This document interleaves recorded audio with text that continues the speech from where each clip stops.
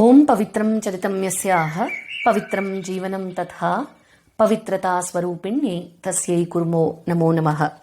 ಶ್ರೀ ಶಾರದಾ ದೇವಿ ಜೀವನಗಂಗ ಧ್ವನಿ ತುಣುಕು 50. ಹಿಂದಿನ ಧ್ವನಿಯ ತುಣುಕಿನಲ್ಲಿ ಗಮನಿಸಿದ ಹಾಗೆ ಗೋಲಾಪಳ ಅವಿವೇಕದಿಂದ ಉಂಟಾದಂತಹ ವಿರಸವನ್ನ ಸರಿಪಡಿಸಿಕೊಂಡು ಶಾರದಾದೇವಿಯವರ ಹೃದಯ ಔದಾರ್ಯವನ್ನ ನಾವು ಭಾವಿಸಿ ನೋಡಿದ್ವಿ. ಈ ಬಗೆಯ ವಿರಸಗಳೆಲ್ಲವೂ ಕೂಡ ಎಲ್ಲರ ಜೀವನದಲ್ಲಿ ಇರುತ್ತೆ ಅಂತಾದರೂ ಕೂಡ ಆ ವಿರಸವನ್ನೂ ಕೂಡ ಸರಸಕ್ಕೆ ತಿರುಗಿಸಿಕೊಳ್ಳಬಲ್ಲಂತಹ ಸಾಮರ್ಥ್ಯ ಶ್ರೀಮಾತೆಯವರಲ್ಲಿ ಅಭಿವ್ಯಕ್ತಗೊಂಡಿದ್ದನ್ನ ನೋಡಿದ್ವಿ. ಈಗ ಮುಂದುವರೆದ ಭಾಗ. ಶ್ರೀರಾಮಕೃಷ್ಣರ ಪ್ರಿಯ ಭಕ್ತರೇನೋ ಅವರನ್ನ ಶಾಮಪುಕರಕ್ಕೆ ಕರೆದುಕೊಂಡು ಹೋಗಿ ಅವರಿಗೆ ಚಿಕಿತ್ಸೆ ಶುಶ್ರೂಷೆ ಮಾಡಿಸ್ತಾ ಇದ್ರು. ಇತ್ತ ಶ್ರೀ ಶಾರದಾದೇವಿಯವರು ಈ ಸಂದರ್ಭದಲ್ಲಿ ಏನು ಮಾಡುವಂತೆಯೂ ಇರಲಿಲ್ಲ. ಅವರ ಮನಸ್ಸು ಮಾತ್ರ ಸದಾ ಪತಿದೇವನ ಬಳಿಯಲ್ಲೇ ಸುಳಿದಾಡ್ತಾ ಇತ್ತು. ಅವರ ಈ ನಿರಂತರ ಧ್ಯಾನದ ಪರಿಣಾಮವಾಗಿಯೋ ಅನ್ನೋ ಹಾಗೆ ಅವರು ಶಾಮಪುಕುರಕ್ಕೆ ಹೋಗಿ ಶ್ರೀರಾಮಕೃಷ್ಣರ ಸನ್ನಿಧಿಯಲ್ಲೇ ಇರಬಹುದಾದಂತಹ ಸಂದರ್ಭ ತಾನಾಗಿಯೇ ಒದಗಿ ಬಂತು. ಶ್ರೀರಾಮಕೃಷ್ಣರನ್ನ ಶಾಮಪುಕುರಕ್ಕೆ ಕರೆದುಕೊಂಡು ಕೆಲವೇ ದಿನಗಳಲ್ಲಿ ಹೋದ ನಂತರ ಅವರ ಭಕ್ತರಿಗೆ ಸೇವೆ ಶುಶ್ರೂಷೆಗಳ ಜೊತೆಗೆ ಒಳ್ಳೆಯ ಪಥ್ಯದ ವ್ಯವಸ್ಥೆಯೂ ಕೂಡ ಇರಬೇಕಾಗತ್ತೆ ಅನ್ನೋದು ಹೊಳಿತು. ಆ ಯುವಕರೆಲ್ಲರೂ ಕೂಡ ಉತ್ಸಾಹಿಗಳು, ಚೆನ್ನಾಗಿ ಓಡಾಡಿಕೊಂಡು ಸೇವೆ ಮಾಡಬಲ್ಲರು ಅನ್ನೋದೇನೋ ನಿಜ. ಆದರೆ ಶ್ರೀರಾಮಕೃಷ್ಣರ ಮನಸ್ಸನ್ನ ದೇಹ ಸ್ಥಿತಿಯನ್ನ ಅರ್ಥ ಮಾಡಿಕೊಂಡು ಅವರಿಗೆ ಒಪ್ಪುವಂತಹ ಪಥ್ಯದ ಅಡಿಗೆ ಮಾಡಬಲ್ಲೋರೇನು? ಹಾಗಾದರೆ ಈಗ ಆ ಹೊಣೆಯನ್ನ ಹೊರಬಲ್ಲೋರಾದ್ರೂ ಯಾರು? ಸಹಜವಾಗಿಯೇ ಭಕ್ತರೆಲ್ಲ ಆಲೋಚನೆ ಮಾಡಿದ್ರು, ಹೇಗಿದ್ರೂ ಶಾರದಾ ದೇವಿಯವರಿದಾರಲ್ಲ, ಅವರನ್ನೇ ಕರೆಸ್ಕೊಂಡು ಬಂದ್ರೆ ಆಯ್ತು ಅಂತ. ಆದರೆ ಪುನಃ ಆಲೋಚಿಸಿದಾಗ ಗೋಚರ ಆಯಿತು, ಈ ಪರಿಹಾರವನ್ನ ಕಾರ್ಯಗತಗೊಳಿಸುವಂಥದ್ದು ಅಷ್ಟು ಸುಲಭ ಅಲ್ಲ ಅಂತ. ಏಕೆ ಅಂದ್ರೆ ಶಾಂಪುಕುರದ ಆ ಮನೆಯಲ್ಲಿ ಸ್ತ್ರೀಯರ ವಾಸಕ್ಕೆ ಯೋಗ್ಯವಾದ ಒಳಮನೆ ಅಂತ ಇರಲಿಲ್ಲ. ಇಲ್ಲಿ 2 ದೊಡ್ಡ ದೊಡ್ಡ ಕೋಣೆಗಳು, 2 ಸಣ್ಣ ಸಣ್ಣ ಕೋಣೆಗಳು ಇದ್ವು. ಒಂದು ದೊಡ್ಡ ಕೋಣೆ ಶ್ರೀರಾಮಕೃಷ್ಣರ ವಸತಿಗಾಗಿ, ಇನ್ನೊಂದು ಸಂದರ್ಶಕರನ್ನ ಭೇಟಿಯಾಗೋದಕ್ಕೆ ಬೈಠಕ್ಖಾನೆಯ ಉಪಯೋಗಕ್ಕೆ ಬರ್ತಿತ್ತು.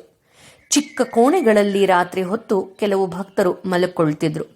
ಇನ್ನು ತಾರಸಿಯ ಮೇಲಕ್ಕೆ ಹೋಗೋದಕ್ಕೆ ಮೆಟ್ಟಿಲ ಸಾಲು, ಮೆಟ್ಟಿಲುಗಳು ತಾರಸಿಯನ್ನ ಸೇರೋದ್ರಲ್ಲಿ ಒಂದು ಸಣ್ಣ ಕೋಣೆ ಇದ್ವು. ಇಂಥ ಮನೆಯಲ್ಲಿ ಅತ್ಯಂತ ಲಜ್ಜಾವತಿಯಾದ ಶಾರದಾದೇವಿಯವರು ಏಕಾಂಗಿನಿಯಾಗಿ ಹೇಗ್ ತಾನೇ ವಾಸ ಮಾಡ್ಯಾರು? ಇದ್ದಕ್ಕಿದ್ದ ಹಾಗೆ ಇಲ್ಲಿಗೆ ಬಂದು ಇಷ್ಟೊಂದು ಪುರುಷರ ನಡುವೆ ಸರಾಗವಾಗಿ ಓಡಾಡಿಕೊಂಡಿರೋದಕ್ಕೆ ಶ್ರೀಮಾತೆಯವರಿಂದ ಸಾಧ್ಯವಾಗುತ್ತೇನೋ?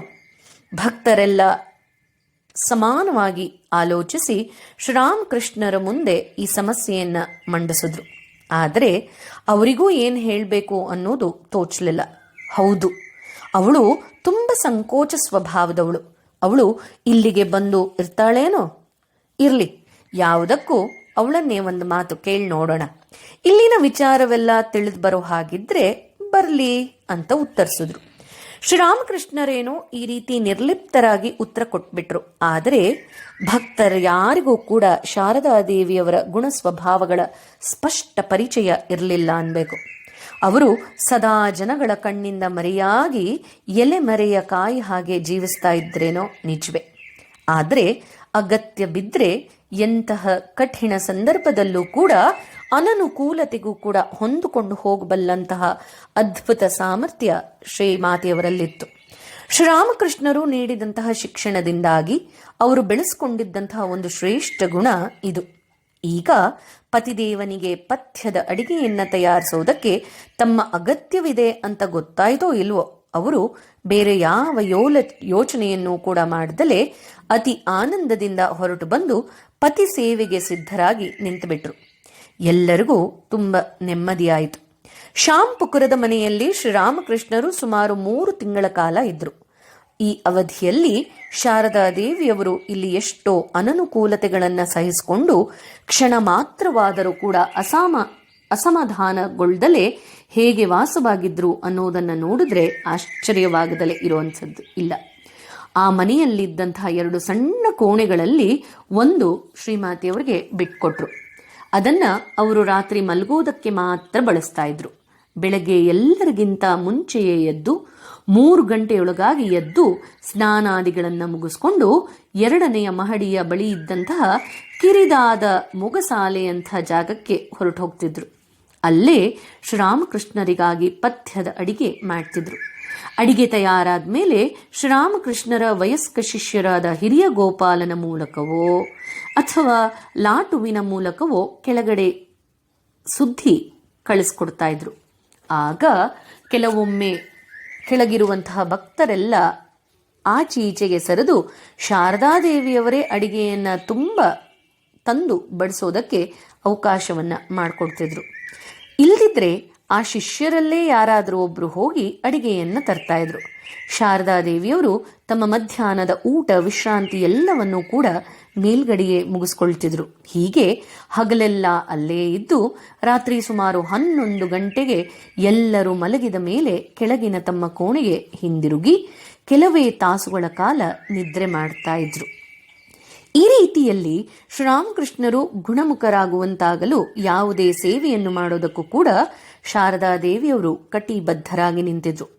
ಅವರು ಇಂತಹ ಮಹತ್ವಪೂರ್ಣವಾದ ಜವಾಬ್ದಾರಿಯನ್ನ ನಿರ್ವಹಿಸುತ್ತಿದ್ರು ಅಂತಾದರೂ ಕೂಡ ಅವರು ಅಲ್ಲಿ ವಾಸವಾಗಿದ್ದಾರೆ ಅನ್ನುವಂಥ ವಿಷಯ ಎಷ್ಟೋ ಭಕ್ತರಿಗೆ ತಿಳಿದಿರಲಿಲ್ಲ. ಏಕೆ ಅಂದರೆ ಅವರ ವ್ಯಕ್ತಿತ್ವ, ಅವರ ಕಾರ್ಯವಿಧಾನ ಎಲ್ಲರೂ ಅಷ್ಟು ನೀರವ, ಅಷ್ಟು ಶಾಂತ. ನರೇಂದ್ರನ ನೇತೃತ್ವದಲ್ಲಿ ತರುಣ ಶಿಷ್ಯರು, ಗೃಹಿ ಭಕ್ತರು ತಮ್ಮ ಶಕ್ತಿ ಮೇರೆ ಶ್ರೀರಾಮಕೃಷ್ಣರ ಸೇವೆ ಶುಶ್ರೂಷೆಗಳನ್ನು ಮಾಡ್ಕೊಂಡು ಬಂದರು. ಡಾಕ್ಟರ್ ಮಹೇಂದ್ರ ಲಾಲ್ ಸರ್ಕಾರ ಅತ್ಯುತ್ತಮ ಚಿಕಿತ್ಸೆಯನ್ನೇ ಕೊಡ್ತಿದ್ದ.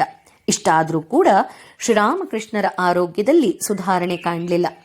ಮೊದಲು ಸಾಕಷ್ಟು ಪರಿಣಾಮಕಾರಿಯಾಗಿ ಕಂಡುಬಂದಿದ್ದ ತನ್ನ ಔಷಧಗಳೆಲ್ಲವೂ ಕೂಡ ಈಗ ನಿಷ್ಪ್ರಯೋಜವಾಗ್ತಿರೋದನ್ನು ಕಂಡು ಡಾಕ್ಟರ್ ಸರ್ಕಾರ ಚಿಂತೆಗೀಡಾದ. ಗಾಳಿ ಹೆಚ್ಚಾಗಿ ಬೀಸದ ಮತ್ತೆ ಮಲಿನಮಯವಾದ ನಗರದ ಹವಾಗುಣದಿಂದಾಗಿ ಹೀಗಾಗ್ತಾ ಇದೆ ಅಂತ ಅವನಿಗೆ ಅನ್ನಿಸ್ತು. ಆದ್ರಿಂದ ಶ್ರೀರಾಮಕೃಷ್ಣರನ್ನ ಊರ ಹೊರಗಿನ ಯಾವುದಾದ್ರೂ ಒಂದು ತೋಟದ ಮನೆಗೆ ಕರೆದು ಹೋದ್ರೆ ಸ್ವಲ್ಪ ಮೇಲಾಗುತ್ತೆ ಅಂತ ಭಕ್ತರನ್ನ ಕರೆದು ಸಲಹೆಯನ್ನ ಕೊಟ್ಟ. ಭಕ್ತರೆಲ್ಲ ಈ ಬಗ್ಗೆ ಸಮಾಲೋಚನೆ ಮಾಡಿದ್ರು. ಸರಿ ಅಂತ ಒಪ್ಕೊಂಡ್ರು. ಕೆಲವು ದಿನಗಳಲ್ಲೇ ನಗರದ ಉತ್ತರ ದಿಕ್ಕಿನಲ್ಲಿರುವ ಕಾಶೀಪುರ ಮೊಹಲ್ಲಾದಲ್ಲಿ ವಿಶಾಲವಾದ ತೋಟದ ಮನೆ ಒಂದು ಸಿಕ್ತು. 1885 ಡಿಸೆಂಬರ್ 11 ಭಕ್ತರು ಶ್ರೀರಾಮಕೃಷ್ಣರನ್ನ ಕಾಶೀಪುರದ ತೋಟದ ಮನೆಗೆ ಕರೆದುಕೊಂಡು ಬಂದರು. ಆಹ್ಲಾದಕರ ವಾತಾವರಣದಿಂದ ಕೂಡಿದ್ದ ಈ ವಿಶಾಲ ಉದ್ಯಾನವನ್ನ ಪ್ರವೇಶಿಸಿದ ಒಡನೆಯೇ ಶ್ರೀರಾಮಕೃಷ್ಣರು ಅತ್ಯಂತ ಸಂತುಷ್ಟರಾದರು. ಶಾರದಾದೇವಿಯವರು ಕೂಡ ಶ್ಯಾಮಪುಕುರದ ಮನೆಯಂತಲ್ಲದೆ ಇಲ್ಲಿ ಹೆಚ್ಚು ನಿರಾಳವಾಗಿ ಓಡಾಡಿಕೊಂಡು ಮನಸ್ತೃಪ್ತಿ ಆಗೋ ಹಾಗೆ ಪತಿ ಸೇವೆ ಮಾಡಬಹುದು ಅಂತ ಸಮಾಧಾನ ತಂದುಕೊಂಡ್ರು. ಉದ್ಯಾನ ಗೃಹದ ಕೆಳ ಅಂತಸ್ತಿನಲ್ಲೂ ಮೇಲಂತಸ್ತಿನಲ್ಲೂ 4 ಕೋಣೆಗಳಿದ್ವು. ಮೇಲಂತಸ್ತಿನಲ್ಲಿದ್ದಂತಹ ದೊಡ್ಡ ಕೋಣೆಯನ್ನು ಶ್ರೀರಾಮಕೃಷ್ಣರಿಗಾಗಿ ಸಜ್ಜುಗೊಳಿಸಲಾಗಿತ್ತು. ದೊಡ್ಡ ಕೋಣೆಯ ಇನ್ನೊಂದು ಪಕ್ಕದಲ್ಲಿ ಛಾವಣಿ ಇಲ್ಲದ ವಿಶಾಲ ಹಜಾರ ಇತ್ತು. ಶ್ರೀರಾಮಕೃಷ್ಣರು ಕೆಲವೊಮ್ಮೆ ಅಲ್ಲಿ ಕುಳಿತುಕೊಳ್ತಾ ಇದ್ರು, ಅಲ್ಲೇ ಅಡ್ಡಾಡ್ತಾ ಇದ್ರು. ಕೆಳ ಅಂತಸ್ತಿನ 2 ಕೋಣೆಗಳಲ್ಲಿ ಭಕ್ತರು ಉಳಿದುಕೊಳ್ತಾ ಇದ್ರು. ಉಳಿದ 2 ಪೈಕಿ ಒಂದರಲ್ಲಿ ಶಾರದಾದೇವಿಯವರು ವಾಸಿಸ್ತಾ ಮತ್ತೊಂದನ್ನ ಅಡಿಗೆ ಮನೆಯಾಗಿ ಮಾಡಿಕೊಂಡಿದ್ರು. ಶಾರದಾದೇವಿಯವರು ಈ ಮನೆಯಲ್ಲಿ ಶಾಂತವಾಗಿ ಮೌನವಾಗಿ ಸೇವಾನಿರತರಾದರು. ಯುವಕ ಶಿಷ್ಯರು ತುಂಬು ಉತ್ಸಾಹದಿಂದ ಸೇವೆಯಲ್ಲಿ ತತ್ಪರರಾದರು. ಹೀಗೆ ಶ್ರೀರಾಮಕೃಷ್ಣರ ಈ ಕಾಯಿಲೆ ಅವರ ಆಪ್ತ ಭಕ್ತರನ್ನೆಲ್ಲ ಒಟ್ಟುಗೂಡಿಸಿ ಮುಂದಿನ ರಾಮಕೃಷ್ಣ ಮಹಾಸಂಘ ರೂಪುಗೊಳ್ಳುವುದಕ್ಕೆ ಒಂದು ಸುವರ್ಣ ಅವಕಾಶವನ್ನ ಕಲ್ಪಿಸಿಕೊಡ್ತು ಅನ್ಬಹುದು. ಶ್ರೀರಾಮಕೃಷ್ಣರಿಗೆ ಬಂದಿದ್ದ ಈ ಕಾಯಿಲೆಗೆ ತುಂಬ ಅರ್ಥ ಇತ್ತು. ಹಲವಾರು ಉದ್ದೇಶಗಳೂ ಕೂಡ ಇದ್ವು. ಮೊದಲನೇದಾಗಿ ಶ್ರೀರಾಮಕೃಷ್ಣರಿಗೆ ನಾನಾ ಬಗೆಯ ಭಕ್ತರಿದ್ರು. ಸ್ತ್ರೀಯರು, ಪುರುಷರು, ಯುವಕರು, ಗೃಹಸ್ಥರು, ವಿವಿಧ ಭಾವದ ಸಾಧಕರು, ಹೀಗೆ ಈ ನಾನಾ ಬಗೆಯ ಭಕ್ತರೆಲ್ಲರೂ ಕೂಡ ತಮ್ಮ ಗುರುದೇವರ ಸೇವೆ ಮಾಡಬೇಕು, ಹೇಗಾದ್ರೂ ಮಾಡಿ ತಮ್ಮ ಗುರುದೇವನನ್ನ ಉಳಿಸ್ಕೊಳ್ಬೇಕು, ತನ್ಮೂಲಕ ನಾವುಗಳೂ ಕೂಡ ಶ್ರೇಯಸ್ಸನ್ನ ಹೊಂದಬೇಕು ಅನ್ನೋ ಉದ್ದೇಶದಿಂದ ಒಟ್ಟಾಗಿ ಸೇರುವಂತೆ ಆದದ್ದು ನಿಜಕ್ಕೂ ಒಂದು ಮಹತ್ವದ ಸಂಗತಿಯೇ ಸರಿ. ಶ್ರೀರಾಮಕೃಷ್ಣರ ಕಾಯಿಲೆ ಕ್ರಮೇಣ ಉಲ್ಬಣಗೊಳ್ತಿರೋದನ್ನ ಕಂಡು ಭಕ್ತರೆಲ್ಲರಿಗೂ ಕೂಡ ಕಳವಳ ಆಯಿತು. ಆದರೆ ಪರಮ ಆಶ್ಚರ್ಯದ ಸಂಗತಿ ಅಂತ ಹೇಳಿದ್ರೆ, ಅಂತಹ ದುರ್ಭರ ಅವಸ್ಥೆಯಲ್ಲೂ ಕೂಡ ಶ್ರೀರಾಮಕೃಷ್ಣರ ಮಾನಸಿಕ ಸ್ಥಿತಿಯಲ್ಲಿ ಲೇಷ ಮಾತ್ರವೂ ಬದಲಾವಣೆ ಕಾಣಲಿಲ್ಲ. ಅದೇ ಉಲ್ಲಾಸ, ಚುರುಕುತನ, ಹಾಸ್ಯಪ್ರಿಯತೆ ಮತ್ತೆ ಸದಾ ಅದೇ ಭಗವದ್ಭಾವ, ಪರಹಿತ ಚಿಂತನೆ. ಕೆಲವೊಮ್ಮೆ ಗಂಟಲಿನ ಹುಣ್ಣು ಕೆರಳಿ ರಕ್ತಸ್ರಾವವಾಗ್ತಾ ಇತ್ತು. ಆಹಾರವನ್ನು ನುಂಗೋದಕ್ಕೆ ಬಹಳ ಕಷ್ಟವಾಗ್ತಿತ್ತು. ಅದೆಂತಹ ಅಸಹನೀಯ ವೇದನೆ, ಇತರರಿಗೆ ಊಹಿಸೋದಕ್ಕೂ ಕೂಡ ಸಾಧ್ಯ ಇಲ್ಲ. ಸಾಮಾನ್ಯರಿಗೇನಾದರೂ ಅಂತಹ ಸ್ಥಿತಿ ಬಂದುಬಿಟ್ರೆ ಅವರ ಸುತ್ತಮುತ್ತ ಗೋಳಿನ ವಾತಾವರಣವೇ ತಾಂಡವವಾಡಿ ಬಿಡುತ್ತೆ. ಆದರೆ ಶ್ರೀರಾಮಕೃಷ್ಣರ ಕಾಯಿಲೆಯ ಸಂಗತಿಯೇ ಬೇರೆಯಾಗಿತ್ತು. ಜೊತೆಯಲ್ಲಿ ಇರುವಂಥವರಿಗೆ ಅದೊಂದು ಬಿಡಿಸಲಾಗದ ಒಗಟಾಗಿ ತೋರ್ತಾ ಇತ್ತು. ಏಕೆಂದರೆ ಅವರು ನಿರಂತರವೂ ಭಗವದ್ ಆನಂದವನ್ನ ಸವಿತಾ ಇದ್ದಂತಹ ಪರಿ ಕಣ್ಣೆದುರಿಗೆ ಎಲ್ಲರಿಗೂ ಕೂಡ ಕಾಣ್ತಾ ಇತ್ತು. ಅವರ ಮುಖದಲ್ಲಿ ಸದಾ ಅದೇ ಮಂದಹಾಸ, ಮನಸ್ಸು ಅಷ್ಟೇ ಪ್ರಶಾಂತ. ನಿಜಕ್ಕೂ ಅವರ ಮನಸ್ಸು ಅದೆಷ್ಟು ಉಲ್ಲಾಸಮಯವಾಗಿತ್ತು. ಹೇಗೆ ಅವರಲ್ಲಿ ಹಿಂದಿನ ಹಾಸ್ಯ ಪ್ರವೃತ್ತಿ ಇನ್ನೂ ಚುರುಕಾಗಿತ್ತು ಅನ್ನೋದಕ್ಕೆ ಇದೊಂದು ಉದಾಹರಣೆಯನ್ನು ಗಮನಿಸಬಹುದು. ಶ್ರೀರಾಮಕೃಷ್ಣರು ಕಾಶೀಪುರದ ತೋಟದ ಮನೆಯ ಮೇಲ್ಮಹಡಿಯಲ್ಲಿ ಇರ್ತಿದ್ರು. ಶಾರದಾದೇವಿಯವರು ಕೆಳಗಡೆ ಒಂದು ಕೋಣೆಯಲ್ಲಿ ವಾಸವಾಗಿರ್ತಿದ್ರು ಅನ್ನೋದನ್ನ ಈಗಾಗಲೇ ಗಮನಿಸಿದ್ವಿ. ಶಾರದಾದೇವಿಯವರು ತಮ್ಮ ಕೋಣೆಯ ಪಕ್ಕದ ಮತ್ತೊಂದು ಕೋಣೆಯಲ್ಲಿ ಪತಿಗಾಗಿ ಅಡಿಗೆ ಮಾಡಿ ಅದನ್ನ ಮೇಲಕ್ಕೆ ಕೊಂಡೊಯ್ತಾ ಇದ್ರು. ಆದರೆ ಆ ಮಹಡಿಯ ಮೆಟ್ಟಿಲುಗಳು ಬಹಳ ಎತ್ತರದ್ದವು, ಕಡಿದಾಗಿದ್ವು. ಅದನ್ನ ಏರೋದಕ್ಕೆ ಒಳ್ಳೆಯ ದೃಢಕಾಯದವ್ರಿಗೂ ಕೂಡ ಕಷ್ಟವಾಗ್ತಿತ್ತೇನೋ. ಇನ್ನು ದುರ್ಬಲರಿಗೆ ಅದೊಂದು ಪರ್ವತಾರೋಹಣವೇ ಸರಿ. ಒಂದು ದಿನ ಶಾರದಾದೇವಿಯವರು ತಮ್ಮ ಪತಿದೇವನಿಗಾಗಿ ಒಂದು ಬಟ್ಟಲು ಹಾಲನ್ನ ಹಿಡಿದುಕೊಂಡು ಮೆಟ್ಟಿಲು ಹತ್ತಿ ಬರ್ತಾ ಇದ್ರು. ಆ ದಿನ ಅವರಿಗೆ ಇದ್ದಕ್ಕಿದ್ದ ಹಾಗೆ ತಲೆ ಸುತ್ತು ಬಂದಂತೆ ಆಗಿ ಕೆಳಗಡೆಗೆ ಬಿದ್ದು ಬಿಟ್ರು. ಪರಿಣಾಮವಾಗಿ ಕಾಲಿನ ಮಣಿಕಟ್ಟು ಉಳುಕಿ ಊದುಕೊಂಡು ಮಹಡಿಯನ್ನ ಹತ್ತೋದಕ್ಕೆ ಸಾಧ್ಯವಾಗಲಿಲ್ಲ. ಸತಿಗೆ ಪೆಟ್ಟಾದದ್ದನ್ನ ತಿಳಿದು ಶ್ರೀರಾಮಕೃಷ್ಣರು ತುಂಬ ಮರುಕಪಟ್ರು. ಅಲ್ಲದೆ ತಮ್ಮ ಪಥ್ಯಪಾನಗಳಿಗೆ ಸತಿಯ ನೆರವನ್ನೇ ಅವಲಂಬಿಸಿಕೊಂಡಿದ್ದಂತಹ ಶ್ರೀರಾಮಕೃಷ್ಣರಿಗೆ ಈಗ ಈ ಬಗೆಯೂ ಆತಂಕ ಆಯಿತು.